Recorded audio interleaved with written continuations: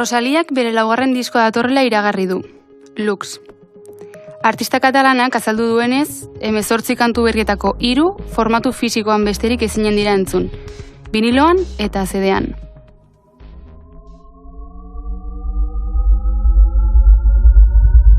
Arioni tirak aritzeko 3 lagun bildu ditugu Maiaren bueltan. 50 urte baino gehiago eskaini dizkio musikari Anje Dualde Arrangoiztarrak. Errobi eta Kelarre talde mitikoetako kide izan da, eta bere izenpean ere atera ditu dozena bat disko. Haren hainbat abesti kantatzen dira bazkalosteetan, horietako asko harenak direnik jakin ere egin gabe. Ondarrutarra da Beñat Bidegain musikaria, dena taldeko kide da, eta Malko bat izenpean abiatu zuen, iaz bakarkako ibilbidea. Ondarruko bete paeta kolektiboan dabil buru belarri, musikaren munduari ekarpenak kolektiboki egiteko xedez. J. Martina musika taldeko kide da Katalin Barzena Larrabetzuarra.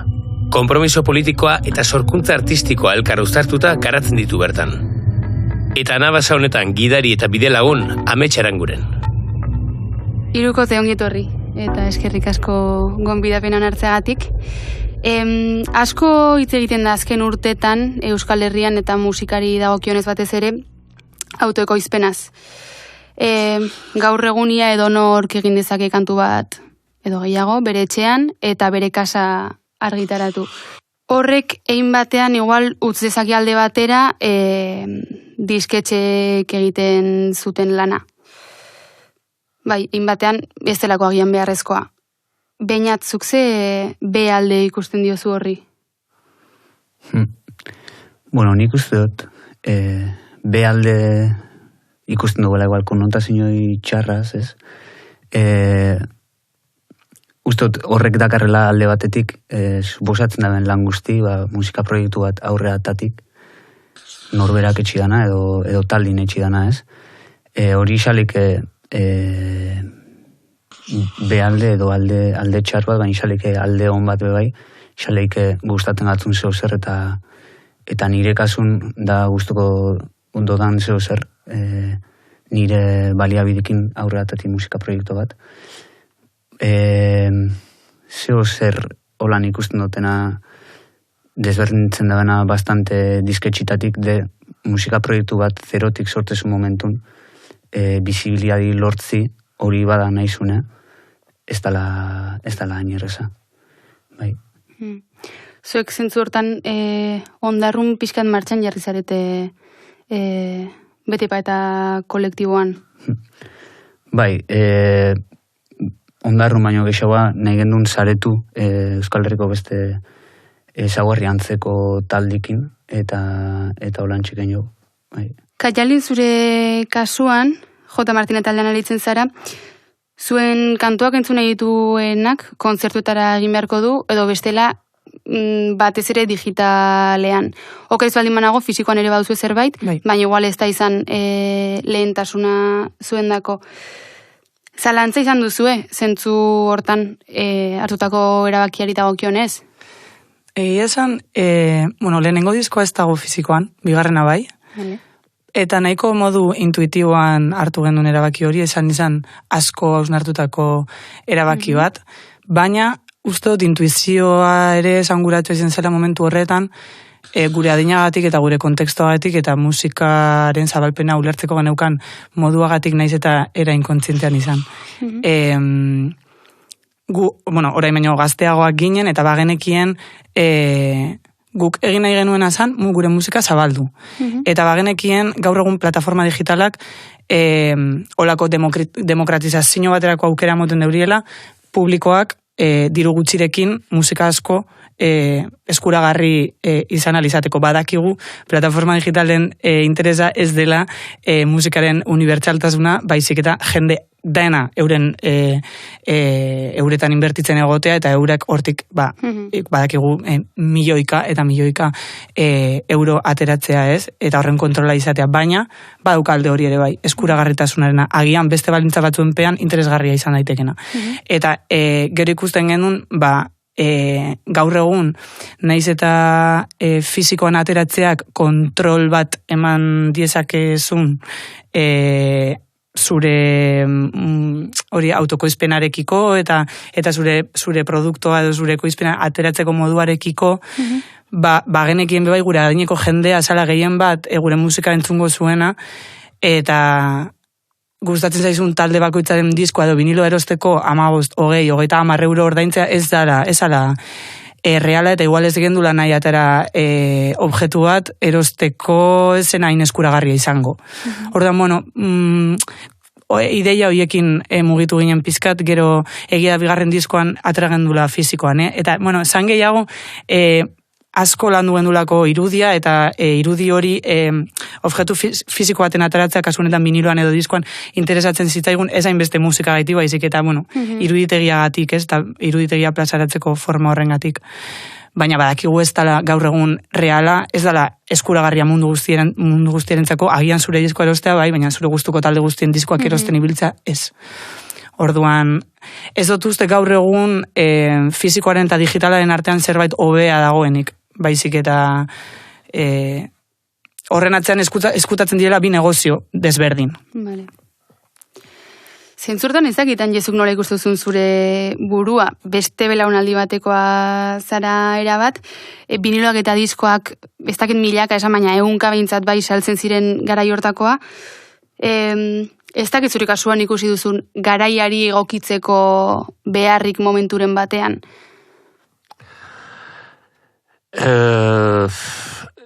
Autoproduzioa ipatu duzu astapenean, eta nik uste gu hasi ginenean azken finean autoproduzioa egiten genuen. Gure errobiren lehen bidiskoak garaje batean grabatu genituen, bata lau pistako magnetofoi batekin, eta bigarrena 8 pistako batekin. Eta orduan lan hori ez da autoproduzioan nahi baduzu, zeren zigiluak baziren orduan, eta askoik ez, baina bi bederen bai, eta orduan zure produktua eskaintzen zinuen, edo berek galdetzen zuten, proiekturi bagin nuen, edo ez, eta orduan horre izaten zen olako akordio bat, eta gero produktua bera saltzen zen zigilu baten izenean, nik ezagutu dut, eta orduan modan zen 55 itzuliko singleak. Bai, zuentzat beste bondu bat da. Mena egia da, ziren diska txiki batzu, bi edo gehien ez 4 kantu zituenak, eta hori izan zen hasiera Michel Abeguri, ez dakit entzulatu zuen, barakit prehistoria zari naizela, baina bere diskako horra hasi ziren, eta gero guk hartu ginuen segida, eta beste guziek bezala, azken finean ez doka mairu eta beste guziak. Gero etorri zen behaz disko viniloarena, LP-a, eta horren ondoren horrekin kasetak ere bai, asko saltzen zianak garai batean, eta muga pasatzeko, eta hori oso egokiek zienak, izkutatzen zenituen, hortik hendik eta beste, eta horrela pasatzen genituen, eta saltzen, eta gero, etorri da CD-arena, eta digitalean, edo digitalean hasi zirelarik ja gauzak produzitzen, eta beste, horrek beste buelta handi bat eman zuen, nik uste guai sarean zintzilik hartzea, asko ze erretxago, eta azken finean ere lasaitasun gehiago ematen duela kreatzaileari, artistai, ez duzu nun 10 kantu edo 12 kantu grabatu behar, gure garaian zen bezala. Zen, klaro, LP bat betetzeko behar ziren 10 gora. Eta gaur egun, nahi baituzu bi atera bat edo 5, errestasun gehiago alde hortatik, nik uste gauzak asko aurreratu dira. Nik nire kasuan ez dutola beste disko bat edo beste lan bat grabatzeko asmo handirik, ze egia esan, gauza praktikoki ikusita, disko bat egiten duzu, gaur egun da promozio gai bezala. Esan dezake, gehien batez, zen saldu, ez da saltzen jagio. Horrek gauzak futxez aldatu ditu eta nahiko nuke sinistu, benan zuzeneko emanaldiek garrantzi gehiago hartzen dute edo beharko lukete hartu, ne ustez. Eta azken finean musikari baten edo kantari baten funtsa zer da, bere lana, bere etekina publiko horrean erakustea eta entzunaraztea. Nik olako zebitzen dut, beste mundu batetik nator, beste mende batetik ere bai. Orduan, guretzat beti ere hori oso garrantzitsua izan da publikoarena. Esan duzun bezala, Katxalinari bidez, kantuak plataforma digitaletan izateak baituela bere alde onak, zabolkundari begira, bere alde txarrak, igual ez gaudera bat ados horren atzean dauden ideia askorekin eta bestelakoekin. Pasatzen da, askotan, musikan, baina musikatik kanpo ere bai, gureak bat ere konsideratzen ez ditugun beste batzuen markoetan, nola jokatu erabaki behar izatea, ez? Izan, zenbait plataformetan gure musika jarriz, izan ez dakit nor kantolatzen duelako kontzertu bat, ez dakit ze festivaletarako deitu digutelako, erabaki asko dago, hor. Baina galdetu nahi dizuet, ea zuek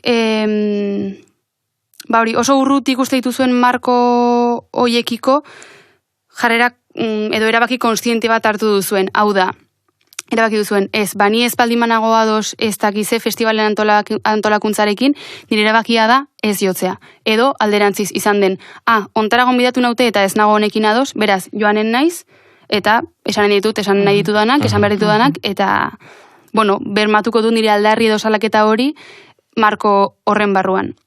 Niretzako, pertsonalki, musikan hasi nintzenetik da burua uste bat eta etengabeko erabaki hartze bat zuk aipatzen duzun kontu hau, ez? Eta nik uste dut industria musikalarekin, eta orokorrean gizartearen dinamikarekin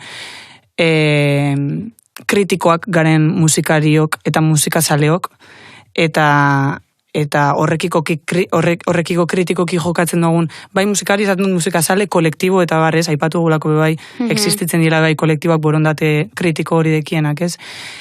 Uste dut, ezin garela egun pentsatzen industriatik kanpo nola funtzionatu dezakegun. Baizik eta pentsatu behar dugula industria honen kontra nola egin dezakegun. Eta gure helburua izan behar delako beste zerbait eraikitzea, ez? Beste logika baten baitan funtzionatuko duen azpiegitura eta logika eta ideia eta gauza guzti horiek, ez? Berriak izango direnak. Orduan, karo, horrek eramaten zaitu pentsatzera, nire ustez eta kalkulo politiko bat egitera, etengabe, dala nik espazio hauetan parte hartzerakoan zer atera dezaket hemendik edo zer eragin dezaket, eta espazio honek edo agente honek edo instituzio honek edo plataforma digital honek zer ateratzen du ni horregotetik. Bakigulako ez dala bakarrik, osea, dauela azpiegitura guzti bat ez dagoena gure kontrolpean, eta ez daukaguna batzutan horretan eragiteko ez da gaitasunik, eta logika ekonomiko eta ideologiko guztiz kapitalisten baitan jokatzen dutenak, ez? Esaterako, gogoratzen az, EITB-ra gonbidatu gintuztenan duela 2 urte, zan elkarrizketa eta besti bat eta besteko. Eta guk bagenekien, momentu horretan Palestinan gertatzen ari zenarekin, aprobetsatu nahi genuela telebistan egotea, esateko, telebistara gonbidatu gaituzte, badakigu EITB dela PNV-ren propaganda politikorako herramienta bat gaur egun, baina gonbidatu gaituzte eta espazio bat dago hor, agian guk erabili dezakegu zertarako. Eta, efektibamente, heldu ginenan esan ziguten, zuen musika entzun nahi dugu eta zuen musika interesatzen zaigu, baina ezin zarete agertu aldarrikapen honekin. Israelen kontrako aldarrikapen batekin. Eta hor konturatzen zara, zelako mugak dituzten espazio batzuek, eta tiraia floja bat dagoela hor denbora osoan, agian ez gara joango abesti bat abestera bertara. ez gulako igual gaitasunik abesti baten bitartez zerbait eragiteko, baina agian zerbait esateko gaitasuna edo aukera badaukagu joango gara. Ordan nik uste dut hor dagoela denbora guztian momentu bakoitzean eta espazio bakoitzean egin beharreko hausnarketa. Eta gero bebai, iruditzen dute batzutan gure izaera edo gure proposamenaren alternatibotasuna batzutan horrekin ja justifikatzen dugula leku baten egotea. Pues euskalduna garelako edo gure musika ezberdina delako, no seke, eta hor ja egotearekin ja zerbait egiten ariko bazina bezala. Da nik uste dut arrotzak eta gure interesen kontrakoak diren espazio horietan egotearekin ez dela nahikoa, uste dut batzutan egotearekin bakarrik justifikatzen duzula espazio horien anistasuna eta aurpegi zureketa baterako arriskua dagoela. Orduan nik uste dut ez dela egotea bakarrik, baizik eta egotearen bitartez eta egoteak ematen dizun ikusgarritasunaren bitartez saiatzea konfliktoak sortzen, saiatzea politikoki eragiten eta saiatzea baliatzen horretaz benetan ez dakit olako subertsiboa izan daiteken zerbait egiteko. Zer ateratzen dut nik hemendik edo zer ateratzen dute haiek nigandik, eta hortaz aparte badago beste ikuspegi bat dena, hor ez baldin nagoen beste leku honetan aportatzen aldu danak eragiten aldu modu zerrako batean, galdera da, Nik uste dut, adibidez, era berean oso interesgarria dela, eta aprobetxeta urten dela bete paetana, oso interesgarria da, nire ustez, Euskal Herrian, egon dire urte batzuk nahiko, ez dakit, desertu moduko bat, egon da, nire ustez, estena antikomertzialarekin, eta emoten zeuen ja dana merkantilizatzen ari zala, eta dana instituzionalizatzen ari zala, eta iruditzen jate oso interesantea dela, gaur egun hortik kanpo baino horren kontra ere sortzen ari direla espazio batzuk, espazio alternatibo batzuk, gaztetxetatik, eragile politikoetatik, sustatzen ari direna, pixkat, merkatuaren logika bai ekonomiko eta bai ideologiko, ustot logika despolitizatzaia ere oso importantea dela, zelan operetan dauen horrek musika estenan, ez? Ustot horren kontra eragiteko borondatea duten kolektibo asko irtetzen ari direla Euskal Herrian, eta espazio asko eta musikari eta musikazale asko borondate horren pean antolatzen ari direla, eta usteot hori izan behar dela osagarria, hau da, industriaren kontra egiteko, ez dela bakarrik kanpo egon behar, baizik eta egon behar dela borondate bat, beste azpiegitura bat eraikitzeko, beste ideia batzuk zabaltzeko, beste logika baten baitan antolatzeko, musikariok, kontzertuak, estena, eta ustot hori izan behar dela palanka, ez? Eta gero ikusi ze aukera daukagun interbenitzeko industrian. Osa, ustot hor mugitzen dela hor dagoela gakoa. Gitu nahi du zerbait? Ez gehitxu, nahi dut azpimarratu nuke ikusten dela klabi etengabeko hausnarketa hori zerna jasoten eta zerna aportaten eta zelan aldot benetan eragin honetan.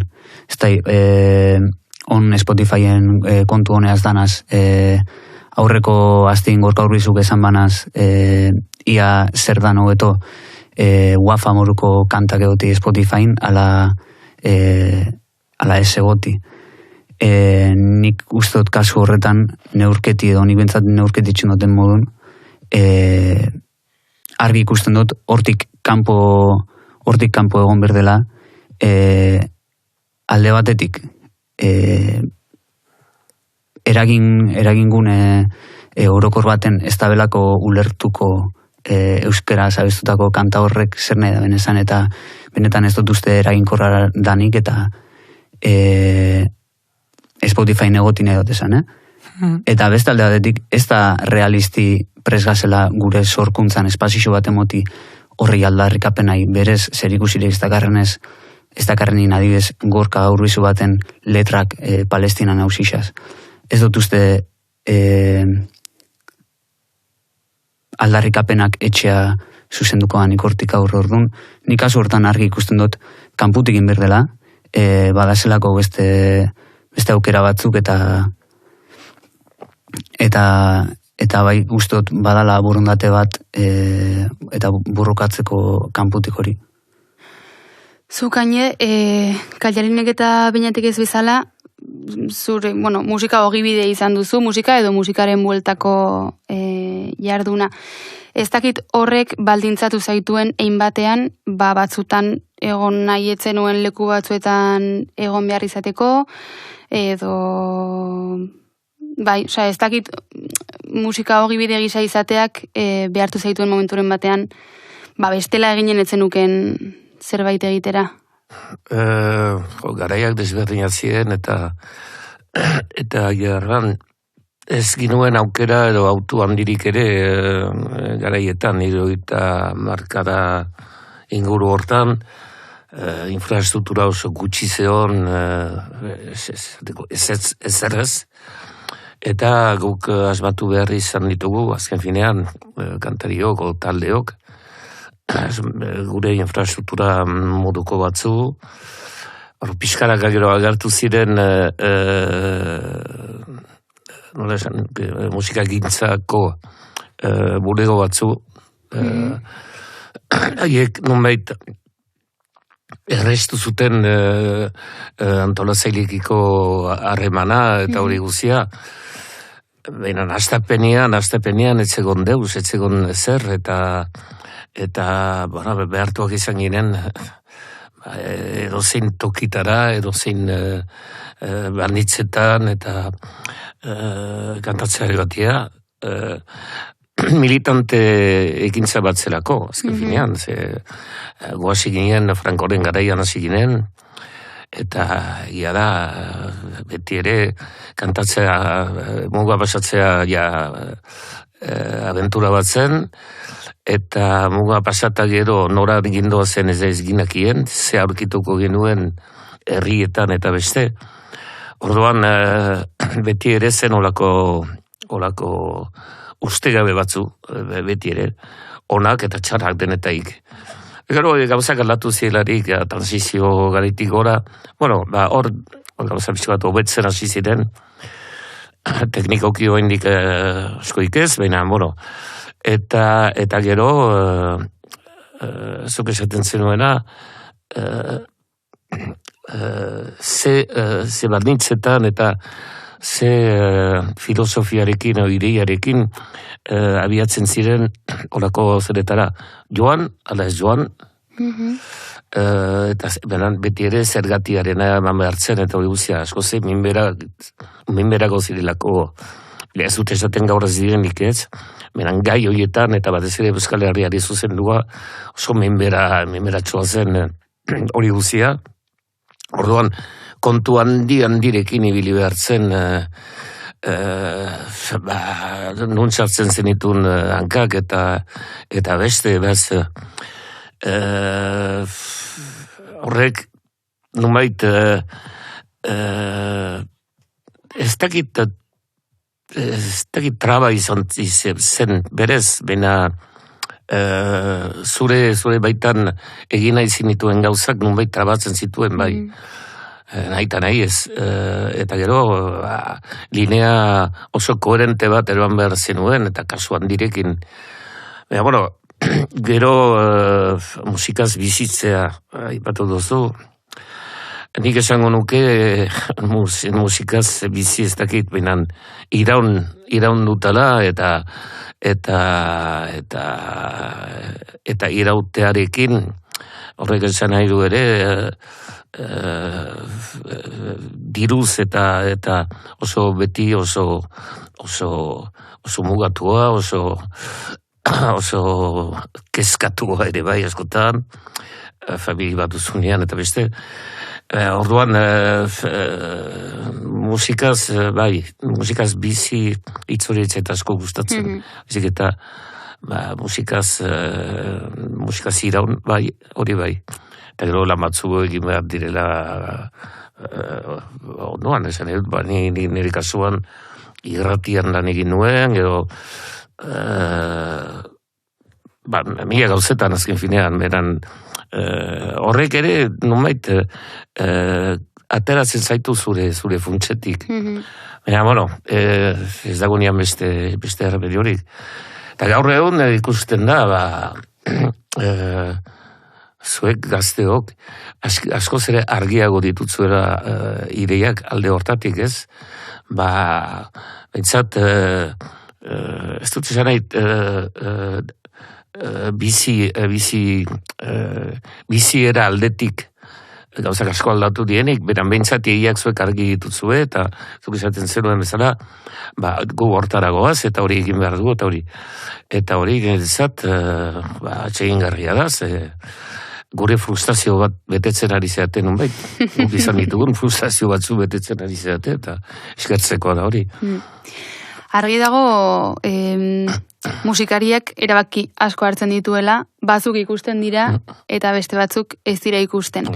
Eta pixkat badu loturalen Katxaren jarri duzun adibideren batekin, 2025 hontan, zerk pisatzen du gehiago, egiten denak, ala komunikatzen denak? Nik esango nuke, igual trampatia da horrela erantzutea, baina bi gauzak txampon baten bi aldeak direla. Eta batez ere iruditzen zait, eta politikoki hitz egiten badu musikaren inguruan, eta zenbat erabaki politiko dauden musikaren atzean, non jo, non ez, zeren inguruan abestu, non agertu, gauza guzti horiek ez, erabaki asko, eta denak dituzte ondorioak ez. Iruditzen zait, adibidez, hitzei dagokionez, eta ez bakarrik hitza eta irudia iruditzen zait, osa asko komunikatzen dutela ez, hitzak eta irudiak. Iruditzen zait, askotan, ekintzarik ez badago, jauzi gaitezkeela nolabait subertsiboa denaren, iraultzaia izan daitekenaren, erradikala izan daitekenaren irudia apurat deskontestualizatzera. Eta askotan iruditzen zait modan dagoela pizka bat politikan estetizazioa edo pizkat erradikaltasun hori performatzea, baina gero benetan horrek dauzkan implikazioetan edo implikazioak ez onartzea. Iruditzen zait askotan erradikaltzat hartu alditugula talde edo musika edo proposamen batzuk, inkluso letretan, baina gero ikusten baduzu norentzako jotzen duten, edo ze bulegotan dauden, edo ze eszenari egiten dioten mesede, eta non jotzen duten, non ez, gauza horiek ez, esaten duzu, zertarako estetika hau, edo erradikaltasun hau inkluso hitzetan eta letretan, espada konsekuente izango gero, ez?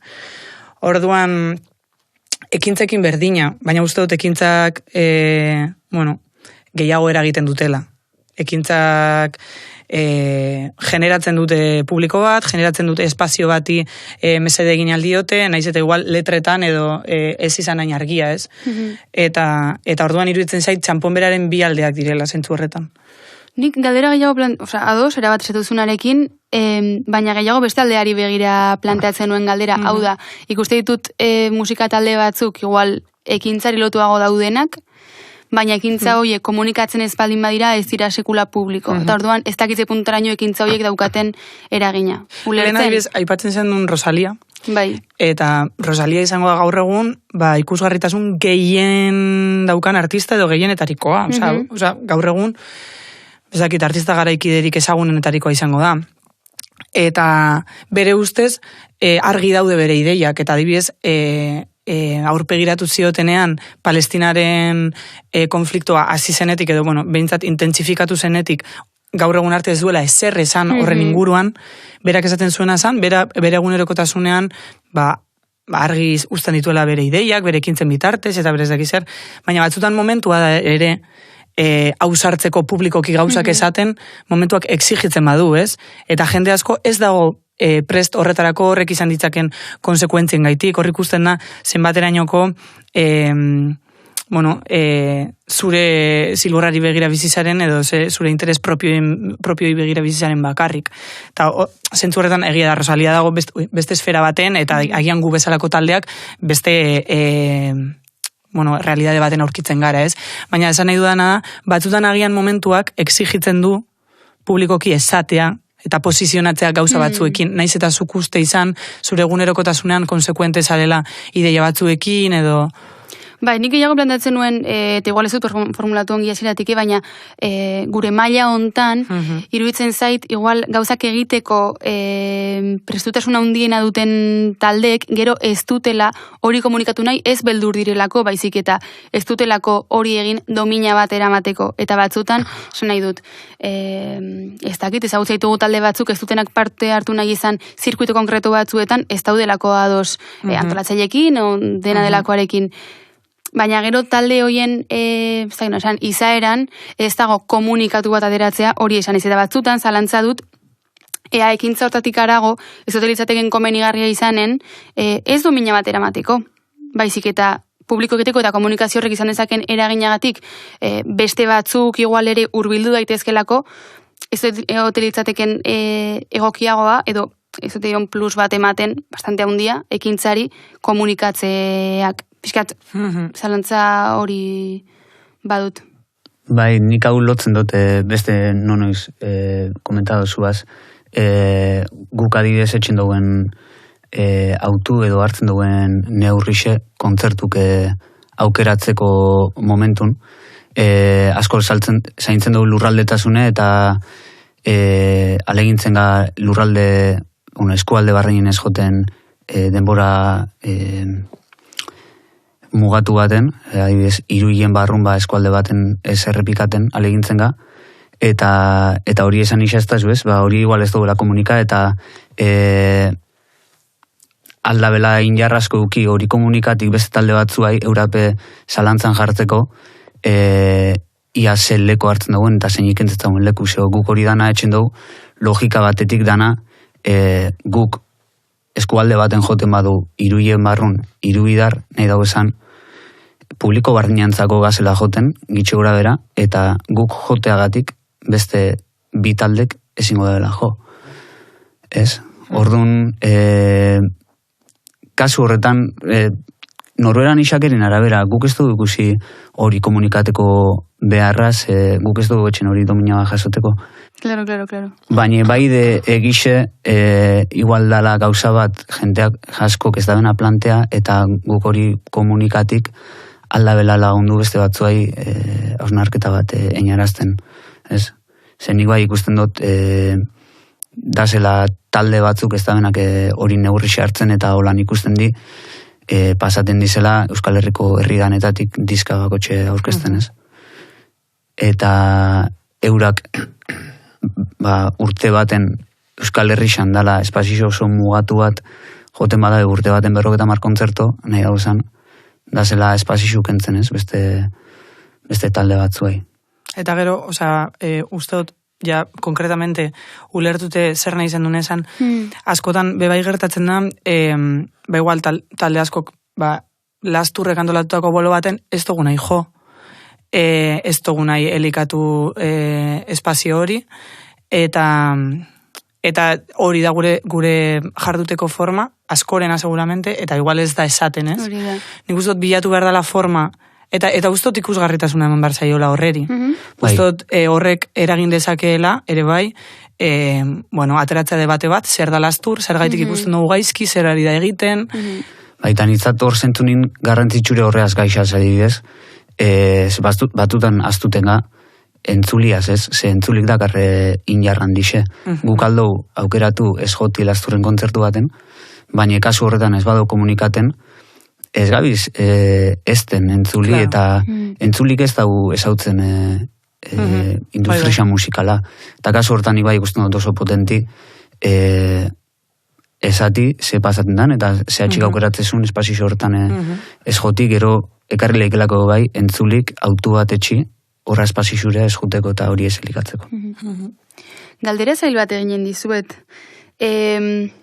Hirurek planteatzen duzu zuen musika, izan hitzengatik, izan oholtzan egoteko moduagatik, izan jotzeko erabiltzen dituzuen edo hautatzen dituzuen oholtzengatik, oso modu politikoan, ekarpen politiko bat egiten duzu uste dut hirurok nahiko modu kontzientean. Arroen edo arro hitza gehiegi gustatzen ez zaidanez, zertan uste duzue izan zaitezketela eredu? Eredu hitz potoloa da. Korregatik da zaila galdera.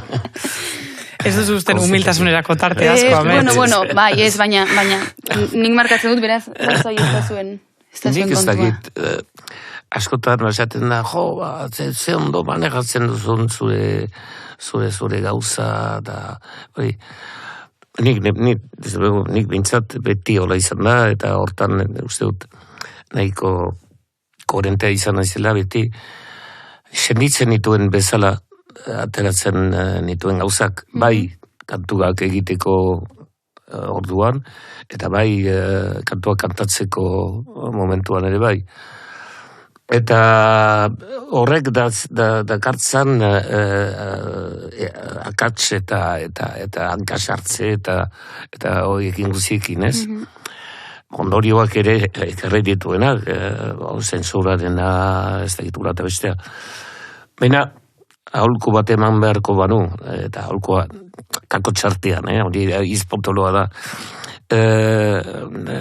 gaurko gaztei, zuei, ez zaiteztela autozensuratu. Zer dut, sentitzen duzuena, argi eta garbi azaldu, beti ere, nahiz da, agian, kalteak egingo dizue, baina, behintzat, ikusita gauzak nola diren gure herrian, eta munduan zehar, beran, lehen onduan duguna, bertan duguna gure herria baita, gu ez bagarak eskatzen, eta ez badugu gure tripako min hori ateratzen norek egingo du. Segia da, azken aldian, horren zuten ditutan musiken talden hitzetan, gero eta gutiago sumatzen dut hori. Gero eta gutiago sumatzen dut, errebendikazioa ditzen zena lehen, eta gaur egon, pixka bat itzali bezala dena. Ez diot orokorrean, baina ez dut izenik emango norentzat hori eta hori. Ez, baina orokorrean iruditzen zait pixka bat ahuldu dela hori. Eta inoiz baino gehiago behar dugu, batez ere, gure hizkuntzai edoak ionez. Eta klaro, bai, gogorra da, batzutan gogorra da, guretzat, egiten duenentzat, eta entzuten duenentzat ere bai. Eta faktore hori guziak hartzen baituzu kontura, eta bildurrez hasten bazara, isirik egon beharko duzu, edo bestela, betiko txorradak eta beste kantatzen, eta orduan, enetzat, garrantzitsua da, zuk duzun tripako mina atera, eta lasaiki eta sanuki, nik hortan sinesten dut. Netzat, kantu bat, ez da bakarrik musika on bat, eta ez da letra txarrak izan, ez, kantu bada, musika inala ona, eta letra inala ona ere bai, batzen duena. Zenbestea ez dauka logikarik, zer da kantu bat, zeuzer esaten duena lehenik hasteko. Bai musikalki eta bai hitzekin. Zuek, igual eredu hitzarekin oso ez baldin bazaudete ere, ez dakit, zer konsideratzen duzue egin duzuela ongi, orain arteko bideo hortan edo zerta zaudete arro? Nik esango nauke, arro nahuela, oinarrin bi gauza, eta alde batetik usteot, hasieratik planteatu dugula gure proiektu musikala, J. Martina izan dela, nire proiektu musikal nagusie. Hasieratik era oso zintzoan, eta musikarekiko eta artearekiko pasioz, harremandu garen proiektu bat izan dela. Ez dugu lauki pretensio bat norbait izateko, edo zerbait leku bat izateko estenan, edo industrian, edo baizik eta, kompromesu askoz, edo kompromesu handiz jardun dugula beti, artistikoki eta musikalki, eta zintzoak izaten saiatu garela, eta batez ere, musikak izan dezakeen potentzial politikoa, saiatu garelako lantzen, ikertzen eta horren alde apustu egiten. Eta batez ere, musika politiko garaikide bat egiten saiatu garelako. Kasu honetan guk, erabaten esateko musika pop elektronikoa egiten dugu, edo inguru horretan mugitzen gara, dala bai, popan eta elektronika nahiko desprestigieta egon diren estilo batzuk politikoki, eta saiatu gara, pop musikaren eta elektronikaren bidez, hori musikak izan dezakeen potentzial politiko hori bilatzen, eta hori konpromesu politiko eta artistiko batekin iruditzen atera nahiko zintzoa izan dela gure partetik. Eta horretaz, esango nuke nagoela bastante harro. Nik bereiztuko nuke kanpoa begire eta barrure begire. Kanpoa begire bakarlari morun esaten du kanpoa begire, ze igual kanpotik jaso duten impresioni bat izan da. Eskertzen dela estenatoki izan ikusti gizon bat negarrez, eta uste dut horrek aldatzen da bela ikuslin espektatiba batzuk, ero bai, horreaz gustuana, ez igual arro, baina bai posik, ainal izan dutela zeo zer, naturala nitzako, zen ez da naturala ez neharra zentuten barot, eta nire proiektun bada hori bilatzen duten gauza bat, orduan horreaz, kanpoa begire, posik horreaz, eta barrure begire, na posik, gaur egun gaina zare sozialakin, eta asko etxen da botere komunikatibo bat eukitsi, ez? Bilatzen da, bai bideoklipan bidez, bai promozio argazkixan bidez, telebista, ustot, lehentasune galtzen dela musiki konposatze berak, eta ni barrure begirena oso posik, bai bakarka eta bai taldin, lehentasun handixen hartzen dela musiki sortzik, gero datozela zuzenekuk, eta beste lehentasun maila askoz txikixagoa bateaz, datozela bideoklipak eta merchandising eta kontu horrek. Eta bai posik hortik aldetik, horrek gauzak alegintzen gazela gehu etxen, bai bideoklipak, bai promozioi argazkixak, bai diseinu, bai dana. Enez sartuko kantu herrikoi bat zer den definitzera, gehiegi da, gaurko. Baina bai iruditzen zaitein batean jabetzarekin edo autorearekin lotzen den zerbait dela. Hau da, askotan kantu herrikoi deitzen diogu, autore ez ezaguna duen kantu bati, ez? Egia da, segurazki, Angelen kantu batzuk guretako izanen direla herrikoiak, Claro. Agian jakin gabe horren atzean bera dagoela. Bi galdera egin dizkizuet. Batetik, noiz uste duzue bilakatzen dela kantu bat herrikoi gaur egun, eta bestetik, bigarren galdera eta zailagoan nire ustez, da, zuen kantuak zuen sinadurari gabe aterako balira, uste duzue segituko zenuketela kantuak egiten? Nik nahiko labur erantzuteko, justo esan duzu, Angelen kantu batzuk badire kantu herrikoiak, ja, eta uste dut dala erantzuten dutxilako borondate o esperientzia kolektibo oso indartsu bateri. Eta kontatzen durilako zeuzer, hitz egiten duelako zeuzertaz, kolektibo oso batek sentitzen duena dela bere esperientzia edo bere borondatea edo eta orduen nire ustez hor bilakatzen da kantu bat herrikoia edo popularra. Eta nik uste dut zuk egindako kantu bat bilakatzen da kantu popularra eta lehen aipatu duguna zintzotasunez harremantzen bazara musikarekin eta musikarekiko eta artearekiko konpromesu horretatik nik uste dut helburu hori betetzen dela. Zutaz gogoratzen ez jendea, baina zuk egindako abesti horretaz bai.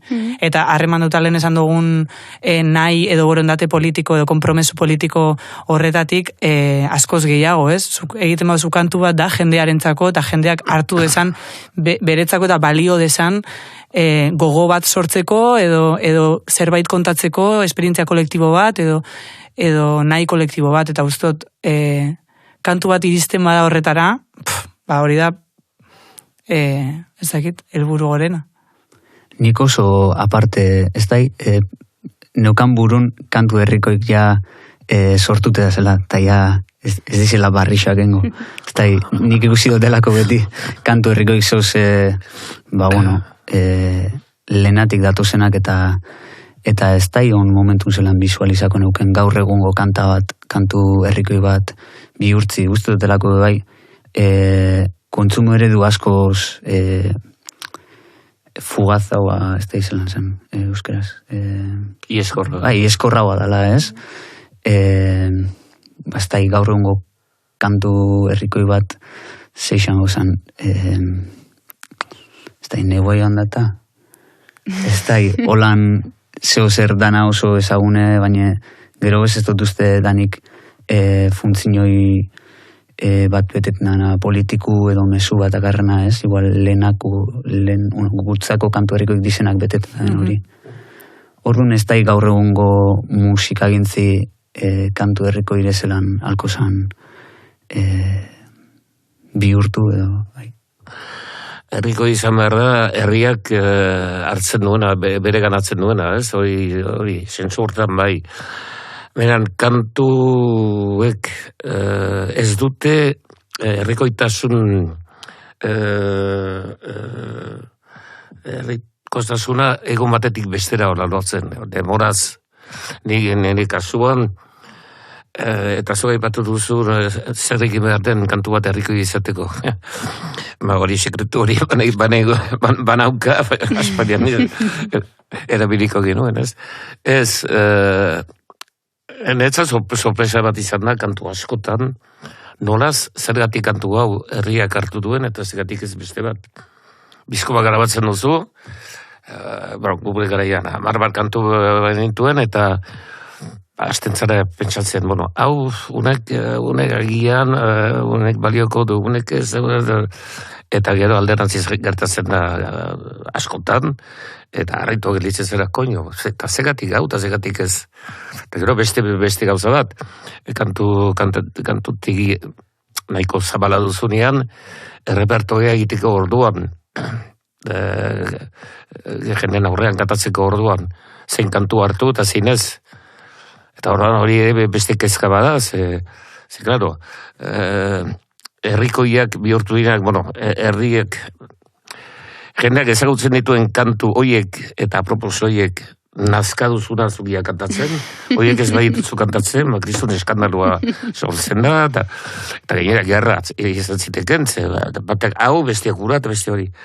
Horban, gauza hori oso ez dakit, zer den kantu herrikoia, uste dut irauten duen kantu bat dela, azken finean, ez? Iraupena duena, eta hori ez dago errazeta magikorik horreko kantu bat egiteko. Beste atal bat andoratu berko dugu debatitzeko hortaz. Nik ez dutera esan. Eta bigarren parteari dagokionez zer diozue? Uste duzue zuen kantuak modu anonimoan kaleratuko balira, berdin eginen zen dituzketela? Bai, dudari gabe. Dudari gabe. Bale. Mira, erantzun hori ez duen espero. Hola, hain bateratua. Beste galderarik edo espaldin badiozu egin nahi elkarri, hementxe utziko dugu, eskerrik asko. Oso interesgarri izan da. Zuei. Badabil Durangoko azokaren bueltako podcasta da. 3 damatxok ekoitzi du EITB mediarentzat. Guau plataforman jarraitu dezakezu, edo zure gustuko agregatzailean.